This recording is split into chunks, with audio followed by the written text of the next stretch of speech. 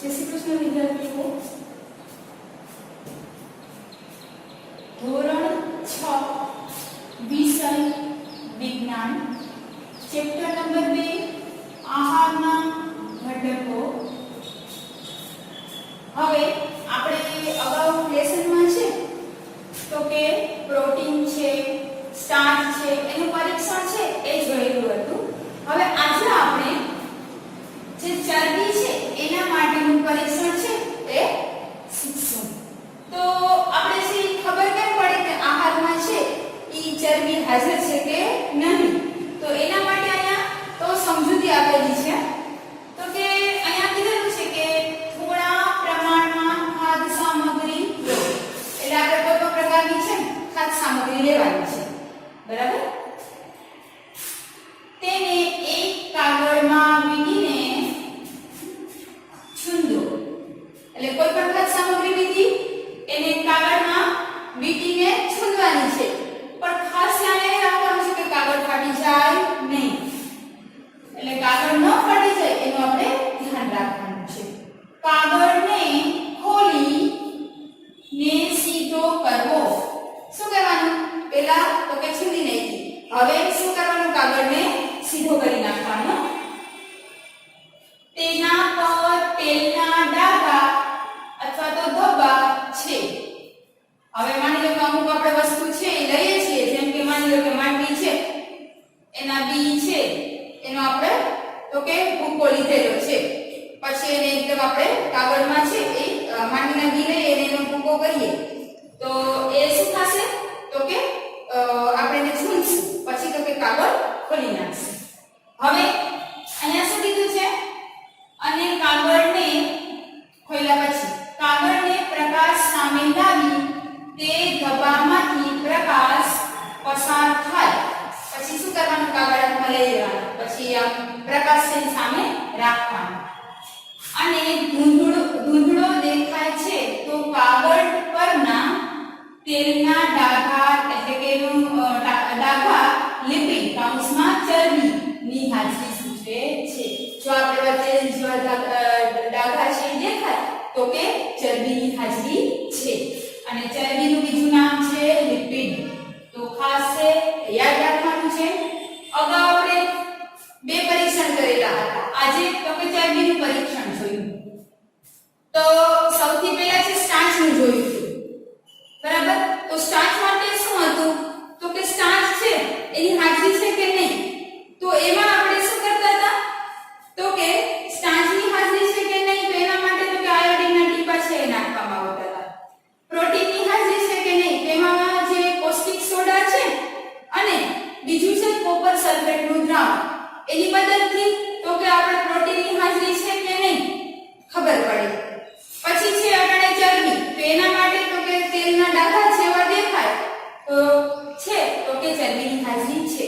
તો આપણે જે તે વસ્તુ છે એમાં હાજરી છે કે નહીં કેના માટે જોઈ શકીએ? તો કે પહેલા આપણે એનું પરીક્ષણ છે ચકાસણી કરવી પડે. તો જે આયોડિન છે એના દ્વારા ચકાસણી કરશું અને તમને કાળો કે ભૂરો રંગ દેખાશે તો એ કોણ હશે? શેની હાજરી હશે? સ્ટાર્ચ. પછી તમને કોપર સલ્ફેટ અને પૌષ્ટિક સોડા છે એના દ્વારા જે તમે પરીક્ષણ કરો છો તો એમાં તમને જાંબલી રંગ દેખાશે તો એ હશે પ્રોટીનની હાજરી. અને તેલના ડાઘા છે એ તમને દેખાશે તો શું આવશે? તો કે ચરબીની હાજરી. તો અહીંયા આપણે ખાદ્ય પદાર્થોમાં હાજર પોષક તત્વો એક કોષ્ટક સ્વરૂપે છે મેં બનાવેલું છે. એમાં કેની હાજરી છે તો એના માટે તો આપણે શું કરવું પડે? તો કે પરીક્ષણ કરવું પડે. તો જો આપણે પરીક્ષણ કરીએ તો અહીંયા મેં તમને જે આપેલા છે જેમાં હા લખેલું છે એમાં એ વસ્તુની હાજરી છે અને જ્યાં ડેશ કરેલું છે એ વસ્તુ એની અંદર હોય નહીં. તો સૌથી પહેલું છે કાચા બટાકા. એમાં કેનું પ્રમાણ છે? તો કે સ્ટાર્ચ મીન્સ કે પ્રોટીન અને ચરબી વસ્તુ છે હાજર નથી. તો એના માટે તો કે આયોડિન છે એના દ્રાવણનો ઉપયોગ કરવામાં આવેલો હોય. પછી છે દૂધ. તો દૂધની અંદર પ્રોટીન પણ છે અને ચરબી પણ છે, એટલે તમારે તો કે કોપર સલ્ફેટનું દ્રાવણ છે અને પૌષ્ટિક સોડા છે એ લઈને કરવાનું. અને જો તમે છે મેં તમને કીધું હતું કે કોઈ વસ્તુ હોય એને તમે તો કાના જે ઉપર જે પરીક્ષણ કરેલું છે કે ભાઈ કાગળમાં છે પ્રકાશ દેખાય ધૂંધળો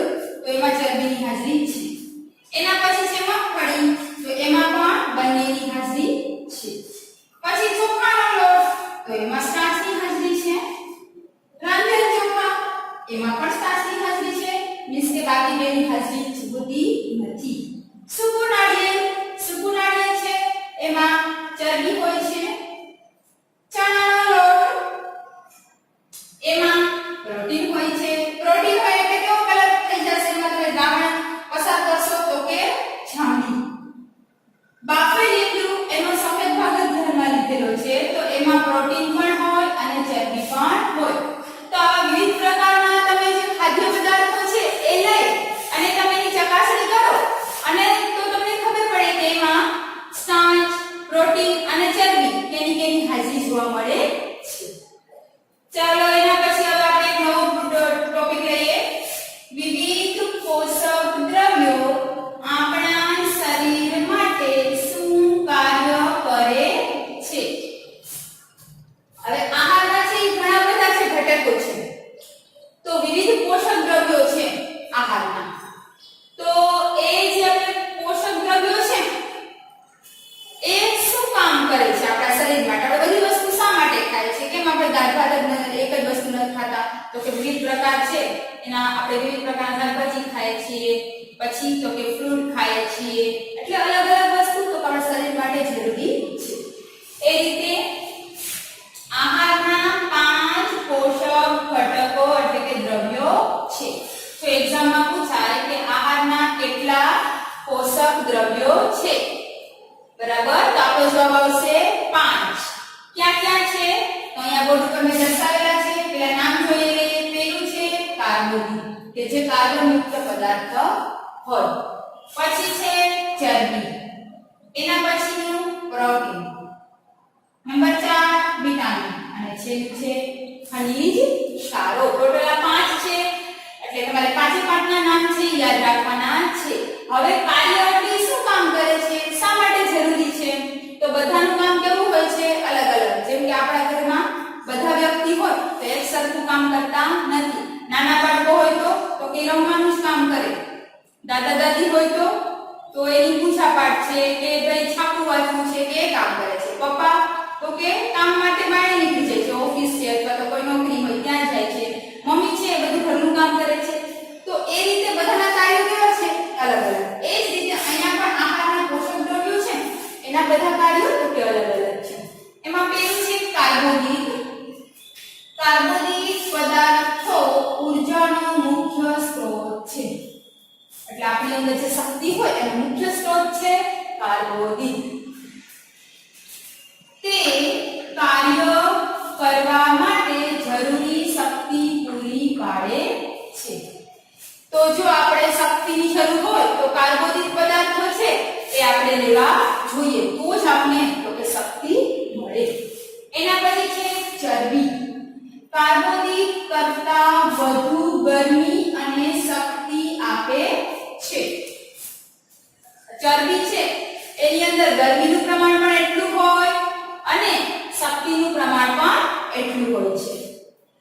શરીરમાં શક્તિ સંચય માટે ઉપયોગી છે. શરીરમાં આપણી ઘણીવાર શક્તિ ન હોય તો આપણે બીમાર જેવા થઈ જાય, આમ કે ભાઈ કામ કરવાની હિંમત જ ન થાય. તો જે ચરબીયુક્ત ખોરાક આપણે ખાઈએ તો કે આપણા શરીરની અંદર શક્તિ છે એ કેવી રહે? સંચય એટલે કે સંગ્રહ થાય છે. તો એના દ્વારા તો કે આપણે છે તંદુરસ્તી અનુભવીએ. પણ વધારે પડતી શક્તિ પણ ન સારી. ચરબી વધારે થાય તો શરીર છે એકદમ આપણે ટૂંકમાં ચરબીથી શું થાય તો કે ઘણા બધા પછી નુકસાન પણ થાય છે વધારે પડતી હોય તો. પણ તો કે અમુક પ્રમાણમાં ચરબી છે એટલે શક્તિની જરૂરિયાત આપણા શરીરમાં હોવી જોઈએ. એના પછી છે પ્રોટીન. નવા કોષો એટલે આપણા શરીરની અંદર કોષો છે જે મેં તમને અગાઉ કીધું. નવા કોષો અને પેશીઓના સર્જનમાં ઉપયોગી છે. શું થાય તો કે નાના નાના કોષો, બરાબર, શરીર છે આપણું આખા કોષોનું બનેલું છે અને પેશીઓના સર્જન માટે ઉપયોગી છે. આમ પ્રોટીન શરીરની વૃદ્ધિ, આપણે કેમ છે નાનીથી તો કે મોટા થાય છે, શરીરની વૃદ્ધિ કરે છે અને ઘસારો પૂરો પાડે છે. ઘસારો પૂરો પાડે એટલે કે તો કે ભાઈ આપણે વિવિધ પ્રકારના કામ કરતા હોઈએ છીએ. આપણું શરીર છે ત્યારે થાકી જાય છે, તો એ થાકી ન જાય એના માટે તો કે પ્રોટીન જરૂરી છે. વિટામિન શરીરની તંદુરસ્તી જાળવણી માટે જરૂરી છે.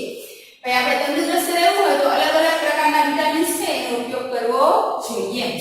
રીતે આપણે મેળવવા જોઈએ. તો આપણે શાકભાજી છે, ફળ છે, સૂકા મેવા છે, અનાજ છે, કઠોળ છે, આ બધી વસ્તુ વિટામિનમાંથી મળે. અને અમુક તો એવું છે કે ખાવાથી પણ વિટામિન ન મળે, જેમ કે વિટામિન ડી છે એ સૂર્યપ્રકાશમાંથી મળે છે. બરાબર? તો સૂર્યપ્રકાશ પણ આપણા માટે જરૂરી છે. એના પછી શરીરને રોગોથી રક્ષણ આપે છે. એટલે જો વિટામિન સી ખામી હોય તો વિવિધ પ્રકારના રોગો થાય. હવે આપણે છે ઈ તમને કોષ્ટક આપેલું છે કે ભાઈ કયા પ્રકારના રોગો થાય છે અને એની લક્ષણો શું છે. બરાબર? શું કયા વિટામિન ન હોય તો કયા પ્રકારના રોગો થાય એ પછી જોઈશું. આંખ, હાડકાં, દાંત અને પેઢાને સ્વસ્થ રાખે છે. જો આપણે ઘણીવાર છે કે નંબર હોય છે આંખના, તો વિટામિન એ છે એની ખામી હોય તો આપણે તો કે શું થાય તો કે ચશ્માના નંબર આવી જાય છે. એના પછી છે ખનિજ ક્ષારો. શરીરની અગત્યની જૈવિક ક્રિયાઓના નિયમન માટે તથા હાડકાં, રુધિર અને દાંતના બંધારણ માટે જરૂરી છે. તો કે આપણા લોહી માટે, આપણા હાડકાં માટે, પછી તો કે દાંતના બંધારણ માટે. બરાબર? એના માટે તો કે આપણે ખનિજ ક્ષારો છે એ જરૂરી છે. તો આજે આપણે વિવિધ જે પોષક દ્રવ્યો છે એના 5 પ્રકાર છે એ છે એનો અભ્યાસ કરેલો છે. અને આપણે જે કોષ્ટક છે એમાં સ્ટાર્ચ, પ્રોટીન અને ચરબી એની હાજરી છે કે નહીં એ બધું જ આપણે તો કે આજે અભ્યાસ કર્યો. તો આ જેટલું પણ આજે મેં કરાવેલું છે એ બધું કોષ્ટક છે એ તમારે રફબુકમાં લખી લેવાનું છે. એટલે લખીને પાકું કરવાનું છે. અને જે આ કાર્યો છે એ પણ લખીને પાકા કરવાના છે, જેથી આપણે ભૂલાઈ જાય નહીં. અને યાદ પણ રાખવાના છે. તો અહીં છે આજે